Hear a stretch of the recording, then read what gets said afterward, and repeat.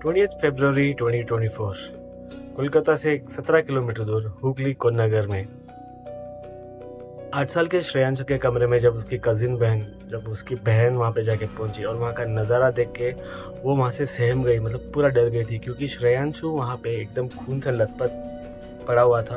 उसके हाथों की नसें काटी गई थी और उसका सर मतलब मानो कि किसी जोरदार वस्तु से उसका सर कुचला गया था। तो श्रेयांशु का किसी ने बेरहमी से कत्ल कर दिया था और चारों तरफ पूरा खून ही खून था और फ्लोर पे एक किचन नाइफ वहाँ पे पड़ा हुआ था। उस रूम पे टीवी का आवाज़ इतना तेज था कि मानो कातिल ऑब्वियसली नहीं चाहता था कि जब भी वो खून कर रहा हो तो आवाज़ बाहर तक ना जाए, तो इसीलिए टीवी का आवाज़ बहुत ही ज़्यादा रखा गया था। जब पुलिस और अड़ोस पड़ोस लोग घर के अंदर पहुंचे और उन्होंने जब डेड बॉडी का कंडीशन देखा, सबके मन में बस एक ही सवाल था कि इतने छोटे बच्चे से किसी की क्या दुश्मनी थी कि इतनी बेरहमी से किसी ने इसको मारा हो। मतलब कंडीशन ऐसा था बॉडी का कि कातिल चाहता ही नहीं था कि किसी भी हालत में श्रेयांशु बचे। बॉडी को फिर पोस्टमार्टम के लिए भेजा जाता है और उनके माँ बाप का तो रो रो के हालत मतलब एकदम बुरा हो जाता है, एकदम बदतर हो जाता है। पुलिस ने अपना इन्वेस्टिगेशन चालू किया। कॉल रिकॉर्ड, सबका कॉल रिकॉर्ड, घर वालों का कॉल रिकॉर्ड और आजू बाजू जितने भी सीसीटीवी कैमरा थे सबका रिकॉर्डिंग उन्होंने देखना शुरू कर दिया था। Welcome to my channel. ये रहा मेरा तीसरा क्राइम सीन। अगर आपको मेरे वीडियोस अच्छे लगते हैं तो प्लीज़ कृपया करके लाइक, शेयर और सब्सक्राइब कीजिए। Let's continue with the story. Sudhanshu के पिता पंकज शर्मा कोलकाता के एक प्राइवेट फर्म में काम करते थे और उसकी माँ शांता शर्मा एक कुक एज अ कुक वहाँ पे काम करते थे। दोनों का शादी होकर 10 साल हो गया था और उनका एक 8 साल का बच्चा था जो 4th स्टैंडर्ड में पढ़ाई करता था। श्रेयांशु के साथ जो हादसा हुआ था उस कारण सब सदमे में थे और इन्वेस्टिगेशन वैसे ही चालू हुआ। तो पुलिस वालों ने पहले क्या किया, पहले उन्होंने घर का जांच किया। पहले उन्होंने घर का दरवाज़ा देखा, दरवाज़ा और खिड़की से उनको कहीं से भी कुछ फोर्स एंट्री दिखाई नहीं दिया और घर पे जितने भी सारे कीमती सामान थे ना तो वो चोरी हुआ, तो ये लूटपाट का केस भी ना रहा। और दूसरा ताजुब की बात है कि घर पे उनके पास एक पालतू डॉग है और जब उन्होंने पुलिस वालों ने अड़ोस पड़ोस से पूछा कि उनको मर्डर के टाइम पे कुछ आवाज़ आया, कुत्ता भौंकने का आवाज़ आया, तो सब ने ये कहा कि नहीं, उनको तो कहीं से भी कोई कुत्ते की आवाज़ सुनाई नहीं थी। तो पुलिस वालों को शक क्या होने लगा कि ये शायद किसी जान पहचान वालों ने किया हो।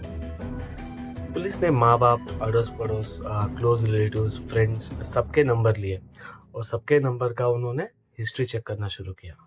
तो पुलिस वालों ने जब कॉल रिकॉर्ड पूरा चेक किया तो उनको ज़्यादा कुछ क्लू मिला नहीं और फिर पुलिस वालों ने क्या किया, वहाँ के जो भी एरिया पे जितने भी सीसीटीवी कैमरा है उसको खंगालना शुरू किया, ये देखने के लिए कि उस वक्त 2 से 4 बजे के बीच में वहाँ से कौन कौन गुजरे, कौन कौन आए, कौन कौन गए।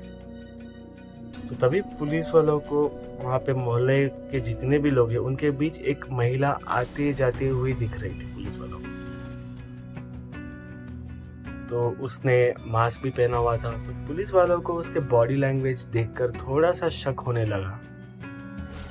उसका पहचान कराने के लिए पुलिस वालों ने क्या किया, जो उसका फुटेज है श्रेयांशु के पेरेंट्स को दिखाया कि अगर आप ये औरत को जानते हो या नहीं। फुटेज देखकर श्रेयांशु की माँ ने तो पहचानने से इनकार कर दिया, लेकिन उसके पिता ने देखते ही उन्होंने तुरंत पहचान लिया कि वो औरत कौन है।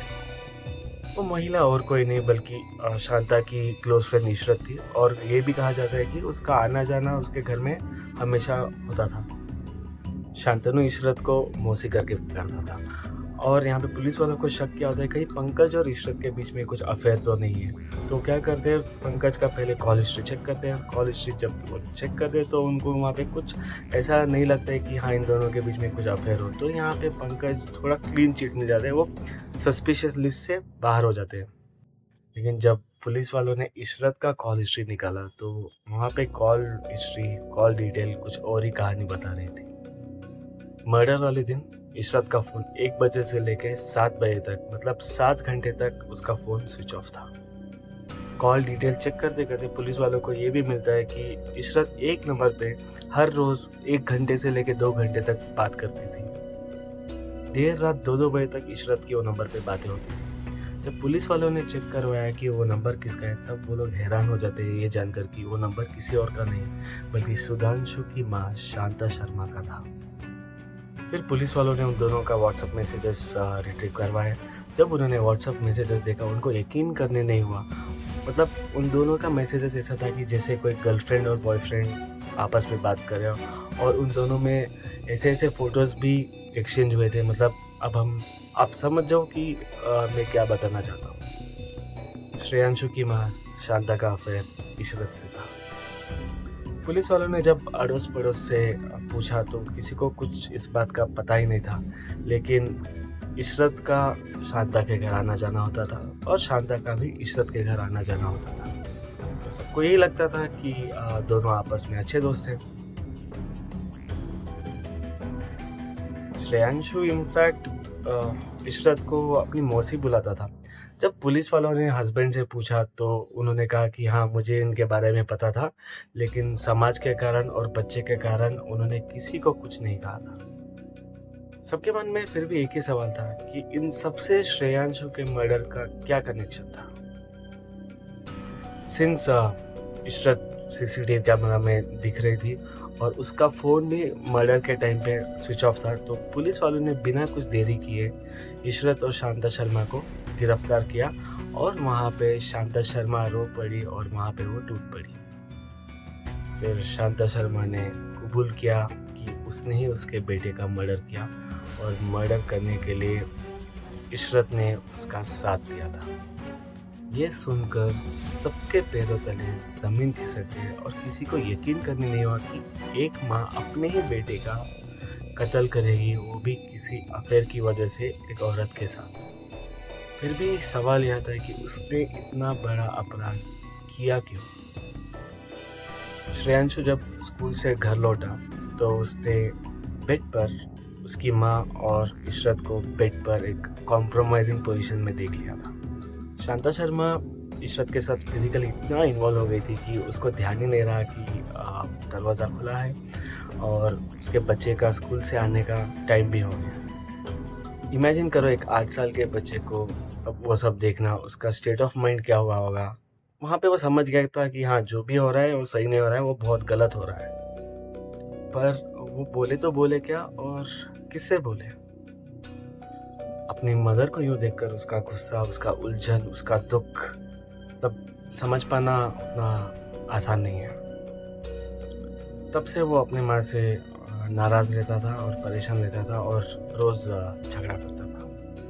और शांता को ये डर था कि कहीं उसका बेटा किसी को कुछ बता ना दे, बदनामी ना हो। तो इस कारण शांता ने इशरत के साथ मिलकर कुछ ऐसा प्लान किया था, ना खौफनाक प्लान किया था।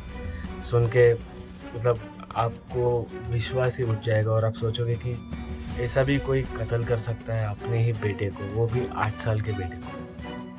एक माँ ने अपने ही हाथ से अपने बेटे का सर पहले दीवार पे मारा, फिर टेबल पर जोर से मारा, उसके बाद फिर भारी मूर्ति से उसके सर पे बहुत वार किया। सोचो, जब इससे भी इतने से भी दिल नहीं भरा तो वो किचन पे जाके नाइफ लेके उसने सारे नसें काटने शुरू कर दिए और इंतज़ार करती रही जब तक उसने दम नहीं तोड़ दिया। मतलब ये सुन के, ये जान के मुझे नहीं लगता कि हैवानियत का भी कोई लिमिट हो। मतलब कोई इंसान तो ऐसा नहीं कर सकता, ये तो कोई हैवानी होगा जो ये सब काम करे। इशरत को कैमरे में इसलिए कैद हो गई क्योंकि जब उसके घर को उसको जाना था तो वही रास्ते से उसको जाना था और शांता की माँ दूसरे रास्ते से चली गई जहाँ पे कोई सीसीटीवी कैमरा आसपास नहीं था। पुलिस वाले को ये केस पे मेन ब्रेक थ्रू वहाँ पे मिला जब उनको पता चला कि घर पे जो पालतू डॉग था, ना उसने भौंका ना उसने कुछ शोर शराबा किया। तो वहाँ से उनको थोड़ा डाउट हुआ कि हाँ, ये करने वाले कोई नहीं बल्कि कुछ घर वाले ही हैं। तो ये था आज का वो दुख भरा और दर्दनाक केस जिसमें माँ अपने नाजायज़ संबंध को छुपाने के लिए अपने ही बेटे का खून कर देती है। दोस्तों, कमेंट करके बताएं कि क्या इससे भी भयानक कोई केस हो सकता है। मेरे हिसाब से तो शायद, मेरे पास बहुत सारे केसेस हैं लेकिन ये वाला केस मतलब एकदम भयानक से भी भयानक मुझे लगा। तो वीडियो पसंद आए तो गाइस प्लीज़ लाइक शेयर और सब्सक्राइब कीजिए, और आगे बहुत सारे केसेस कहानियाँ मैं आपको बताता रहूँगा। Till then take care, good bye.